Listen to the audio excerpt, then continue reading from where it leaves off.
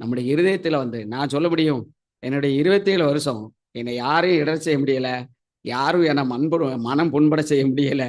என் மனைவியா இருந்தாலும் சரி, பிள்ளைகளா இருந்தாலும் சரி, சபையா இருந்தாலும் சரி, வேலை ஸ்தலங்களா இருந்தாலும் சரி, எவருமே இல்ல. என்ன புண்பட வைக்க ஒரே ஒரு ஆள் யார் தெரியுமா? சொல்லுவான் அப்ப நீங்களே. நான் ஒரு ஆள் தான். எனக்கு நம்ம நினைச்சுக்கிட்டு இருக்கோம் மற்றவங்க அதிகமா தீமைய செய்றாங்கன்னு. உண்மை அது கிடையாது. அதிகமான தீமைய யார் செய்றான்னா, நம்முடைய சரீரம் தான் நமக்கு அதிகமா தீமைய செய்யுது. இத நம்ம உணரா இருக்கோம். அதுதான் நமக்கு பிரச்சனை. நாம அதிகமான நேரத்துல தூங்குறோம். இது இந்த சரீரம் நமக்கு செய்யற மிகப்பெரிய கொடூரமா இல்லையா? யாரோ ஒரு சில தவற தான் செய்றாங்க. ஆனா, நம்முடைய சரீரம் தேவனுடைய வார்த்தைக்கு கீழ்ப்படியாம அல்லது சுகவமா விரும்புது, மனுஷருடைய கனத்த விரும்புது, ஆறுதல விரும்புது, யாராவது வாழ்த்தல் சொல்ல மாட்டாங்கன்னு எதிர்பார்த்துக்கிட்டு இருக்கு. ஆண்டவர் இப்படிதான் கடந்த நாள்ல அப்படி நான் உணர்ந்தேன். மனுஷர்ட்ட நீ கனத்த எதிர்பார்த்தன்னா, நீ யாரா இருக்கன்னா, ஒரு பிச்சைக்காரனா இருக்கன்னு அர்த்தம். அவங்க பணத்த பிச்சை எடுக்காங்க. அநேகர் என்ன செய்றாங்க, கனத்த பிச்சை எடுத்துக்கிட்டு இருக்காரு. அது மாரி நீ செஞ்சிராத அப்படின்னு சொன்னேன். ஒரு காலம் இல்ல ஆண்டவரே. அதனால தான் அவர் எனக்கான கனத்த நான் தேடுறதில்ல. எனக்கான மகிமையை தேடுகிற ஒருவர் இருக்கிறார் அப்படி சொன்னார். ஆண்டவரே இயேசு கிறிஸ்து போலவே நம்ம வாழ்வதற்கு அழைக்கப்பட்டிருக்கிறோம் சகோதர, சகோதரிகளே. அதனால தான் நான் உங்கள தலை நிமிர்ந்து நடக்க பண்ணுவேன் அப்படின்னு சொல்றார். தலை குனிஞ்சு இல்ல. தலை நிமிர்ந்து நடக்க பண்ணுவேன். அப்படிதான் அவர் வார்த்தை எழுதியிருக்கிறாரு. உண்மையிலே இந்த சீசத்துவ வாழ்க்கைய இந்த பூமியிலே ஒரு ஜனாதிபதியோ மிகப்பெரிய நான் படிச்சிருக்கிறது 5ஆம் கிளாஸ் தான். ஆனாலும் என்னையும் இந்த மேன்மையானதுக்கு அழைத்தாரே அப்படின்னு நான் நினைக்கும்போது, என்னுடைய இருதயத்துல இப்போதும் நான் கண்ணீர் விடுவேன். ஆண்டவரே நான் எம்மாத்திரம் ஆண்டவரே. இப்படி தேவன் நம்ம எவ்வளவு விசேஷித்த ஒரு அழைப்பினால் அழைத்திருக்காரு. இதை நாம் கேட்டோம். அவர் நம்மளை புறக்கணிக்கல. ஆனா நாம அநேக நேரத்துல அவரை நினைச்சிருக்கோம், புறக்கணிச்சிருக்கோம். அதான் உண்மை. உண்மையிலே அவரை கனம் பண்ணிப்போம் அப்படின்னு சொன்னா நம்முடைய வாழ்க்கை எங்கேயோ போயிருக்கும். கிட்டத்தட்ட இங்க 200 சீசர்கள் இருக்காங்க அப்படின்னு கேட்டா இந்த பகுதியில் எவ்வளவு பெரிய ஒரு எழுப்புதல் உண்டாயிருக்கும். உண்மையிலே அப்படித்தான் நான் யோசிச்சு பார்க்கேன்.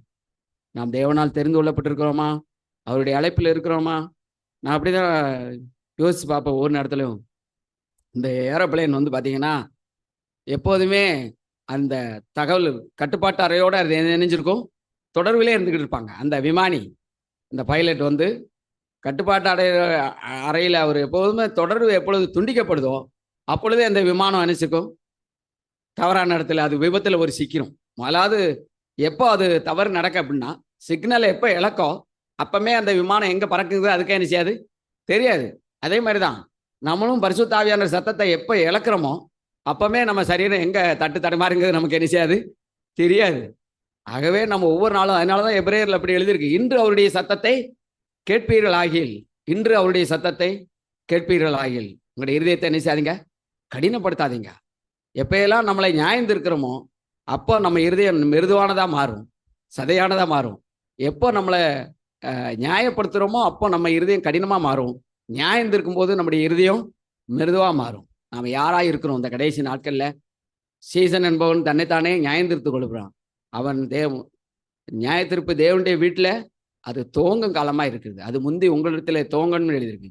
நான் என்னுடைய ஆரம்ப காலத்துல என்னுடைய மனைவிக்கு எனக்கும் நான் நினைப்பேன், நல்ல ஒரு ஆவிக்குரிய மனைவியா இருந்தா நல்லது அப்படின்னு, ஒரு வேளை தவறு செய்தட்டுமா அப்படின்னு நான் யோசித்தேன் அப்படி ஆரம்ப நாட்கள்ல.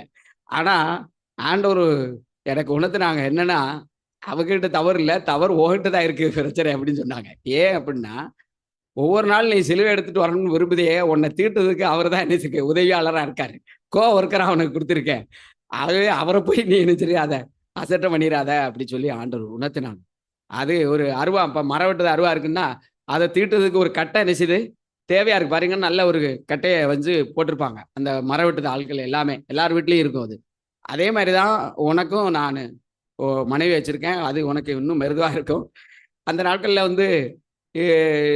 இந்த மாடுகள் கலப்பை நுகத்தடி போடுத மோக்கால பார்த்துருப்பீங்க. பழைய ஆட்களுக்கு தெரியும், இப்போ உள்ள சகோதரர்களுக்கு தெரியுமா எனக்கு தெரியல. அது பார்த்தீங்கன்னா அது ஆத்தி மரத்தில் தான் போடுவாங்க அந்த மோக்கால. அந்த ஆத்தி மரம் என்னன்னா, அந்த ஆத்தி மரத்துக்கு வெயிட் குறையா இருக்கும். ரெண்டாவது அது அழுத்த அந்த அதனுடைய கழுத்து என்ன செய்யாது, மாட்டினுடைய கழுத்து புண்ணாகாது. இது உங்களுக்கு தெரியுமான்னு எனக்கு தெரியல. அதுதான் அந்த ஆத்தி மரத்தினுடைய ஒரு விசேஷ தன்மையுடையது. அதே மாதிரி தான் எனக்கு ஆண்டவர் சொன்னாங்க, இந்த மனைவி இவ்வளவு இப்படி வச்சிருக்கேன்னா எதுக்குன்னா அது ஆத்தி மர மோக்கா மாதிரி உனக்கு ஆனா அழுத்துறதுனால உன் ஷோல்டர் என்ன செய்யாது, புண்ணாவா மாறாது. உனக்கு நான் உதவியா இருக்கேன் அப்படின்னு. ஓ! இந்த மாதிரி எனக்கு தெரியாம நான் எவ்வளோ நாள் அற்பமா எண்ணிட்டேன் ஆண்டவரே! தயவுசெய்து எனக்கு மன்னிங்க. அதுக்கப்புறம் நான் என்ன மாத்த ஆரம்பிச்ச பிறகு, அவங்களும் தன்னை என்ன செய்றாங்க, மாத்திக்கிட்டாங்க. ஆண்டவர் உதவி இன்னைக்கு நான் அற்புதமா ஆண்டவர் ஏற்றத்தனைய ஆண்டவர் எனக்கு குடுத்திருக்கிறார்.